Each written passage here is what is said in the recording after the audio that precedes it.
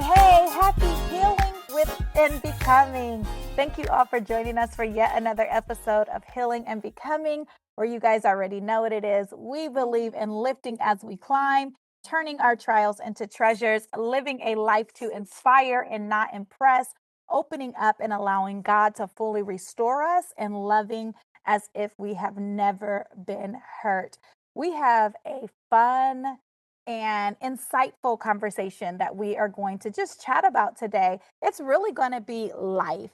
I don't know about you all, but life has been hard. Life has been heavy. There's been so many ups and downs. If you open up your phone, turn on any news station, there seems to be just all kind of negativity all around us. Today, I want to just bring some positivity into your life. For the next 30 minutes, I want you all to lean in. I want you to smile, and I want you to know that it's not all bad. We have the power to write the life of our dreams, not only for ourselves, but for our family. I think today's guests really are going to help us to grab those pens and begin to write the life that we desire. So without further ado, hey you guys, how are ya? You're doing good, Tamika. And you said the word insightful. When I heard the word insightful, I said, wow, these two guests here, they've got a lot to talk about. And insight means a lot of mistakes. So if that's what you mean by insight, we're going to bring the pain today. I love that. Gino, tell us a little bit more about you all. Well, we got married in 1998. We've been married 27 years. We have 6 children, ages 26 to 11. We homeschool the kids. I should say my wife primarily homeschool the kids, but I like to take a little bit of credit. I got to take some of the credit. And we've been living in Florida for the last 7 years. We moved from New York, transplanted down here to Florida. And as you said in your intro, life has been up and it has been down, but there's a lot more ups than downs for us. I love that. And your beautiful wife, tell us your name. Thank you, Julia Barbaro. Yeah, my husband said a lot there. I'm gonna actually. It's funny because you're talking my side. I'm going to talk about you. My husband's a real estate entrepreneur, so it gave us the ability to move down to Florida and start a life here with all the kids. And yeah, it was difficult. Let me just tell you, but it was a challenge. And sometimes out of those difficult challenges comes the most beautiful things. Yes. Do you all know that the Japanese word for crisis also means opportunity? So a lot of times when we face these big life shifts or crises, it also is an opportunity for us to grow, for us to heal, for us to develop into the people that we are meant to be. Entrepreneurship and family. Mhm. Let's talk about that Yeah. because my husband is a full-time entrepreneur. I am an entrepreneur but still working a 9 to 5. So we have that stability. And there is, you talked about ups and downs. I think it should be downs and ups because there's a lot of downs in entrepreneurship and great ups. Let's talk a little bit about how have you guys been able to manage entrepreneurship and raising a family? So before we discuss what our journey with entrepreneurship is, I think we should really define the word entrepreneurship Oh, because it good. can mean so many different things to so many different people. Tony Robbins said it best: an entrepreneur is somebody who makes enough money to pay for their mistakes. Mm. And that's what you're talking Mm. about with the down. And I've done plenty of that.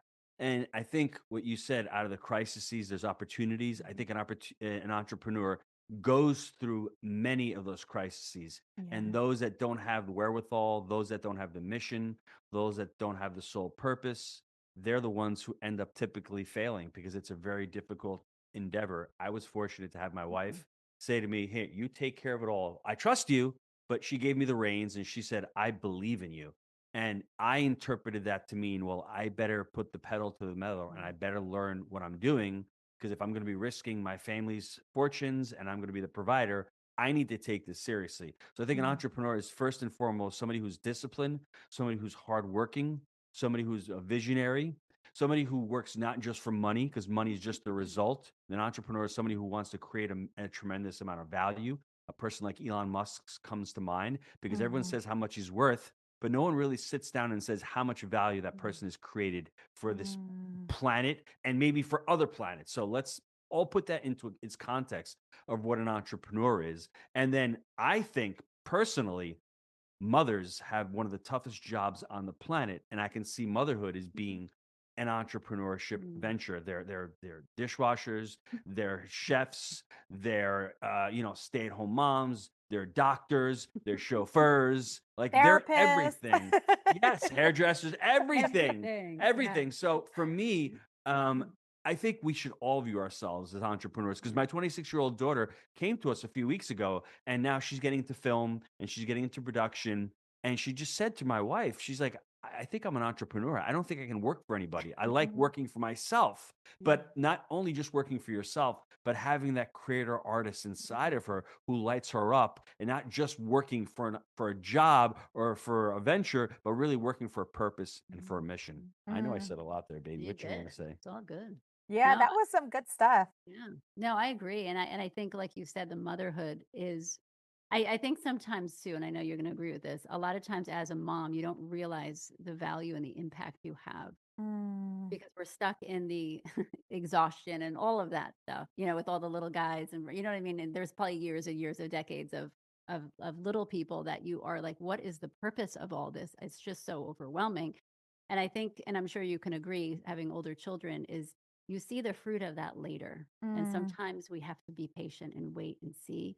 And I promise everyone listening, if you have little guys at home, it is so worth it just to be patient and to know that you just being home loving your children is you're making an impact on the world in the future, because those little people are going to be in the world making a difference for other people. And I think we forget that part. Baby, you just Yeah. wrapped it up real nicely, because, like you're saying with a business, the same thing. Yeah. When you're starting a Right. business, the Mm. first couple of years, you may have goose eggs. It may take you Yeah. 5 years of pain Lots and of mistakes, suffering right? and losing tons of money. It's the It's the same. same Many, thing. many Yes, mistakes. there's many, Yeah. many different correlations Yeah. between raising a family and building a business. I Yeah. see a lot of Oh correlations man, between the Gino, two. do you know that you literally, I have goosebumps because this weekend, so my kids are older, my younger is 13, and we watched my cousin's little ones, and they're 5, 4, and 2. So they're like babies, right? And my older son, that's 24, he's like, Mom, you still got it.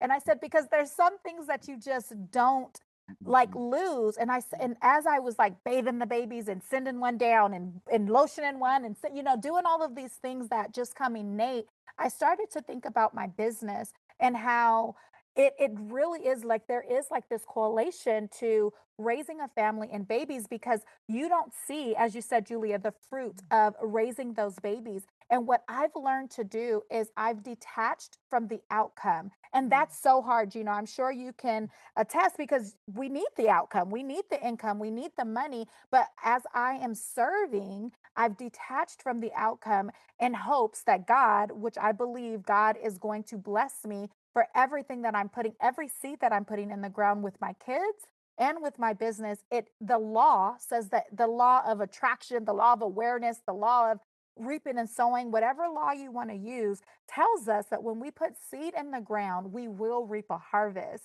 So when it comes to my kids, I am super blessed, and I'm sure you all are. I have a son that's a sergeant in the military. When he was little, I mean, this kid was doing everything but being a sergeant in the military.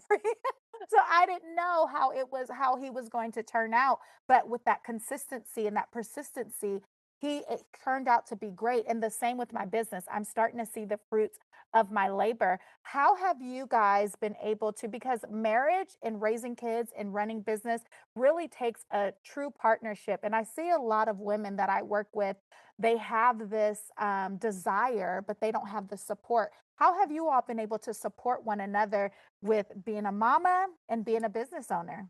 So we have many faults. I can attest to many faults, but I think my superpower is that when I commit to something, Yeah. I'm going to do it. If I'm Mm. going to get on this call at 6 p.m.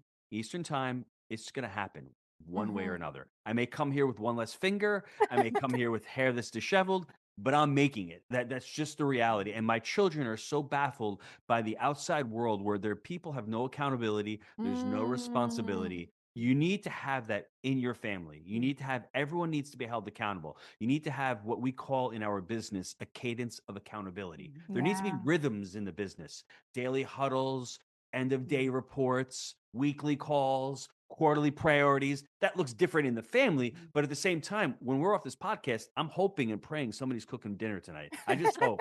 I'm hoping that happens. And usually it does happen because the rhythm is there. The cadence is there. We go to our farm every day. The cadence is there. The responsibility and the accountability are there. We've built that into our relationship and our family and our business. And I think our kids have noticed that because now they're in the real world and they're out there working with other people and they've got massage licenses. And dad, this person just canceled on me 2 hours before. And it's just a routine. And they see that. And that does not align with their values and with the values that we've built within our family. No, I love what you said. And I want to add in there a little bit of conversation. And I know we talk Mm. about have conversations with your spouse and it's important to have the right conversations with your spouse. And I think that's, as we said, we've oh my gosh, we've made so many mistakes. And I think one of the big mistakes I made early on was not having the right conversations with my husband. There were Mm. years and years, you want to be the super mom. You want to seem like you have it all together and people are trying to help you. You're like, no, I got it, I got it. And he would come home from work and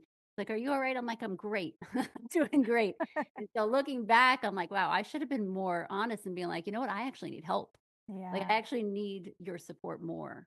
And I think that's one of the things that the honesty in the conversation that we Mm. could maybe work on all the time because, Yeah, but baby, what yeah. about also the conversation where I could have been a better listener or you could have been a Well, better? Just Mm. conversations are not, it's not people talking, oh, but people actually listening to well, what you're saying and having empathy. so it takes practice and it takes maturity. Mhm. Oh, We good. were younger. I was 23 when we got married. You were 28, which we're probably the same amount of mature at this time. But I I don't know about that, babe. back on our relationship, and I'm sure you would agree with this. You have to learn certain things. We weren't taught. You're not really taught how to listen to a person. You don't unless your parents are really good about explaining the concept of listening to a person, and and speaking your mind and making sure the other person's understanding where you're coming from. You don't learn it. Sometimes you learn it the hard way by your spouse getting irritated over and over again, like they don't understand what you're saying. Oh, I told you. Oh no, but I didn't understand you. Like like this back and forth for Mhm. years and years.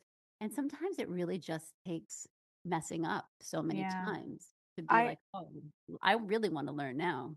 I agree 100%. And Julia, we're going to act like Gino's not in the room for just a Okay. second. Not hard to And do. and just girl to girl, Yeah. I know that there were plenty of times where I went to my husband and it was just not the right time because as women, we need it figured out Sure. and done. Yep. And he's in his metaphorical man cave because he's Yep. trying to figure out work and bills and all of those things. And I've had to learn to ask my husband, is this a good time for us to have this conversation? And then be patient when he's not ready to have the conversation and give him grace, right? Wouldn't you 100%. agree? Because I so agree with you. And I'm glad you brought it up because I think too many times I think well, obviously women and men are very, very different in the way that they think, the way that they could actually have a conversation while doing, like we could fill the laundry and have like an in-depth conversation with one of our teens about something important. You know what I mean? And some women can't. I'm going to put that out there, but a lot of times guys have to be in the right headspace to have that conversation. And I think sometimes we don't understand that that's real. yeah. And so I love that you said that is to ask, is this a Mhm. good time? And if he says no, I'm in the middle of something, to graciously say, okay, we'll have to wait on that then. Because I know a lot of times we're so trying to do so many things at the same time. I've come to realize that we can't really multitask that well. I know we want to say that we can, but we really don't. We could do a lot of things at the same time, but not really well at the same time. How's that? That's good. Okay. No, that Okay. was good. That Yes, was really because good. we're not focused. I mean, my whole thing is if you can spend 10 minutes per child per day, 10 minutes completely focused on them, which is really hard because 10 minutes is a long time when you're just focusing on the person and not doing something else. They feel really heard and seen and loved and all Yeah. that. But it takes a lot of um, Effort. effort because Effort. we Yeah. can do other things at the same time, but they know we're not there. And same with our spouse. We actually have to take that time for them too. And yes, we can do a lot of things at the same time, but it's different. I Yeah. think that's important.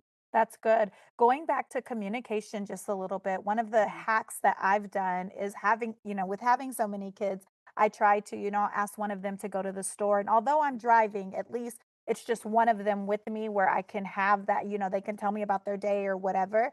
And then the other thing that I've done is, or we've done, is we incorporate family meetings. So, you talked about like huddles and at the end of the day, and we do end of month reports and stuff like that for our business. But I think also doing that with our kids and asking them like, how am I doing, and doing like a SWOT analysis for your family. I think that would really benefit a lot of families if they did that. How do you folks feel about that? SWOT is not SNOT. It's strengths, weaknesses, Yeah. opportunities, Yeah. and threats. That's excellent. Yes. I like that. Very good. And that's what we're doing. We Yeah. actually have a family meeting tomorrow with a marketer. And actually, the 11-year-old wants to be on, our youngest wants to be on. And I want her to experience that. I want her to experience the ability to speak to an adult and to see how a Mm, meeting is actually Yeah. handled and how it goes. I have monthly meetings with all of my children and the bookkeeper. My children know my accountant really well. They know our estate plan really well.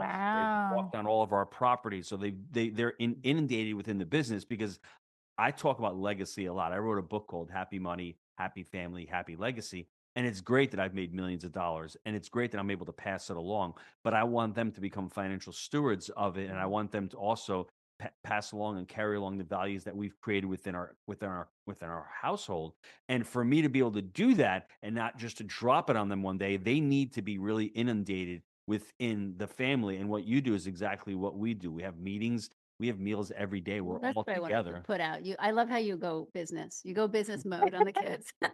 But I'm all about like we eat together at least once a day, Yeah. maybe twice.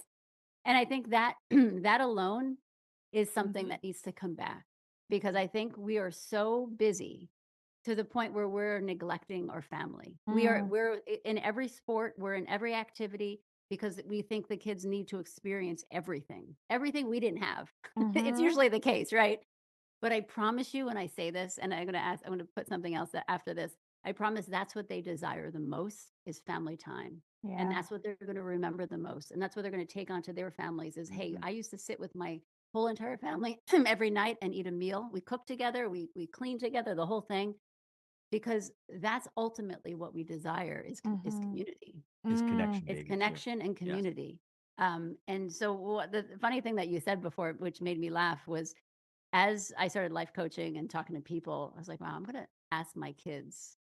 I said to my kids, I'm like, as they're older, they're all teenagers and up to their 20s. And I said, tell me how I messed you up. I want to actually talk about this. ooh. And they all sat. I'm like, I actually give you full permission to be open and honest. And we had Mhm. some really amazing conversations. We had some apologies happening on my side. There was a lot of things that when you actually hear your kids their perspective of things instead of telling them what to do and telling them, clean your room and it's all order. Ask them a question and let them answer. Give them permission to answer. And Yeah. it's so amazing how your relationship changes. How can I be a better mom? What can I do better? Oh, Yes. that's a good Better. one. Oh, It hurts that. a little him. I feel like it hurts you. I actually am excited by it because I know I mess up. I mean, Mhm. we all know we mess up, but sometimes it's harder for other people.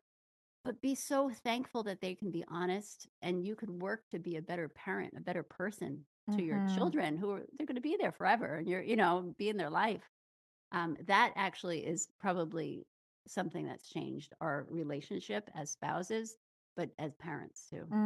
Some of my greatest lessons have been from my kids, right? With them Yes. just being authentic and vulnerable and transparent. And that's what I really love about you all. I love that you guys even share money. I grew up, you guys probably grew up in the era where our parents didn't talk about finances or money. I didn't know anything about bills or Yeah. what the family was bringing in, and my kids they know a lot of what goes on. Whose decision was that, and how do you guys make it age appropriate, or is there even an age appropriateness? How do you guys mesh family and business like that way? Well, early on, I pushed it too soon on the Mm, children because I Mm, felt the pressure mhm, that I didn't want them to grow up with a lack of financial intelligence. So I read Rich Dad Poor Dad 30 years ago. So I was inundated with assets and balance sheets and personal financial statements and the richest man in Babylon. And I've been inundated with all that. And what I noticed was as they hit a certain age, as long as they were listening to me, Mm. I had my son when he was 15 started investing with me in real estate. Mhm. So Wow. I put his money into our deals. So that was one way for me to do it because then all of a sudden when you've got skin in the game, the conversations are different. All of a sudden Mhm. he has his capital at risk. And dad, why didn't we get paid this month? And dad, when are we refinancing the property? And dad, where are the owner draws? Your language becomes your experience. That's why you want your children to be able to experience and to witness that. But I would say around 16, 17 years old is where things get really interesting. They start getting a job. All of a sudden, a W-4 and a W-2 comes out, and all of a sudden they hear this tax. You mean I didn't make $100? I only made 82. Where did the rest of that go? Right? And then I need to open up a checking account. Yeah. Dad, what's an LLC? And dad, what's a business plan? Oh, and do I need to get a credit card? These things are age appropriate around 16, 17 Mhm. years of age. And you start just giving it to them. And the beautiful thing right now, there's Chat GPT where you can Mhm. go on and have just what I'm doing with my teenagers. I'm structuring a lesson plan every week based on personal finance. And it's giving me guidelines on budgeting, Mm. T12s, cash flow statements, credit. I'm doing a bank lesson tomorrow, and it's just 30 to 45 minutes. I open up my laptop and I go through what we have and I show them exactly. And then I keep it open ended. What questions do you want? And then I'll pull out one of their pay stubs and let them look at it. And then we'll analyze that as well. I Mm. think if you just keep it open and honest and be transparent with your expenses, I think that's really Y- served us you know, well. and also on the other side of it, the simple side of it, Mhm. I want to add is that bring them to the grocery store. Bring 'em to the Oh. grocery store. Let them see the prices. Back in the day, again, this is, Back in the day. when we used to use cash, right? We didn't have the credit cards, and so you had whatever you had in your wallet. So you had to add up all the stuff in the cart, and you had to make sure you had enough money. We sometimes we do that. Sometimes Yeah. we do that because it's good for the kids to see, hey, you just can't get everything. Credit Yep. cards, yeah, they're out there and all that, but it's important to budget what you're getting. And so how do you do that with small children? Is you Mhm. add everything up in the cart and then you watch them or maybe have them pay at the end of the day and you say, "Oh wow, that's how much the groceries were for dinner." Yep. Or even if you go out to dinner, let them see the check, watch how do you get the tips. And so it's constant. If we want to put that money education in is constantly happening. Even Mm. subscriptions, how much they cost, and just keep them in the loop because like you said, we actually my husband and I are money coaches. So we talk to Mm. people about their relationship with money. And, coming from my mom was a single mom, there's three of us. It was really difficult for her. She worked a Yeah. lot. Money was a negative, very, very negative. The conversation was always, we don't have enough right now. And it never happens. You know what I mean? So, Mhm. and then he came from an immigrant family. So it was very different when we got together. We had a lot of money issues because Mm. we had both two different backgrounds on what our beliefs were about money. Mm. And just until recently, we discovered through money coaching is how emotional money is and how it actually Yeah. can affect your whole family. 100%. Most people buy and purchase things off of emotions.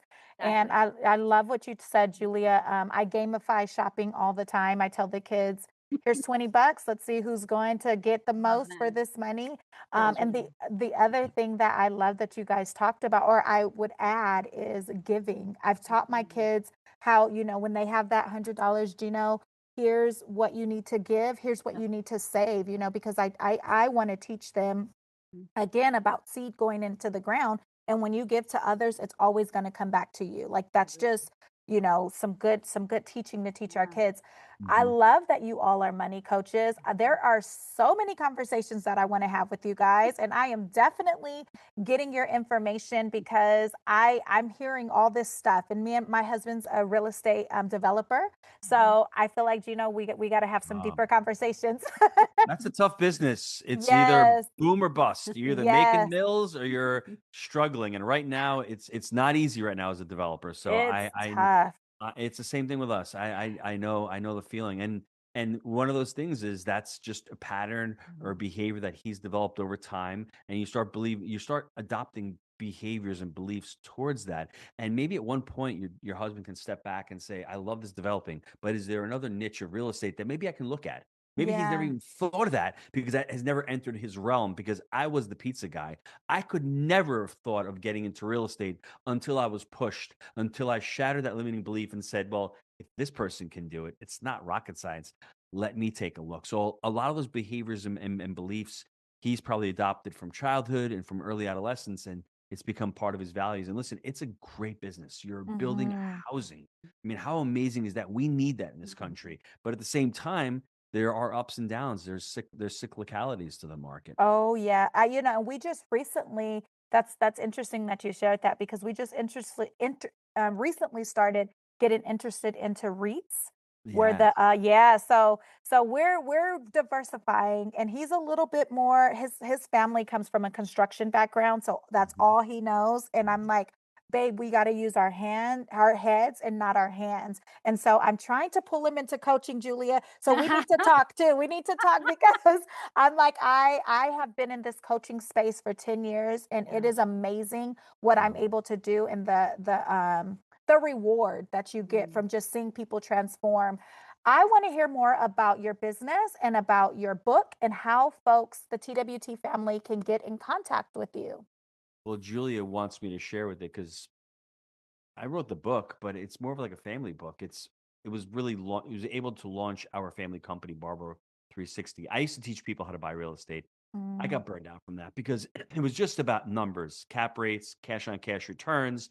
And to your point, sometimes people they take the information and they don't take action on it. And I was getting so frustrated by that. Why can this person who has no ability yet close a deal? And then there's a person here who's got so much talent. He has the capital, and yet he or she's not closing the deal. And it came down to what we found that was their relationship with money. And that's why we wrote mm, Happy Money, Happy Family, Happy Legacy. And we created Barbaro 360. It's our family company where we want to change the world one family at a time I and love that. focusing on that one family. And it's really the family that needs to resonate and wants to change. See, we wanted to change. Mhm. We saw Mhm, how frustrated we were. We had bad communication with money. Even though I was making money, it wasn't making me happier. I thought the more mm, money I made and the more deals I closed, it would make me happier. And that was not the case at all for us. So when I realized, wow, what's happy money? Happy money is doing something you like, something where you're energized, something where you're mm, aligning with your soul purpose. And then money comes and it's just the result.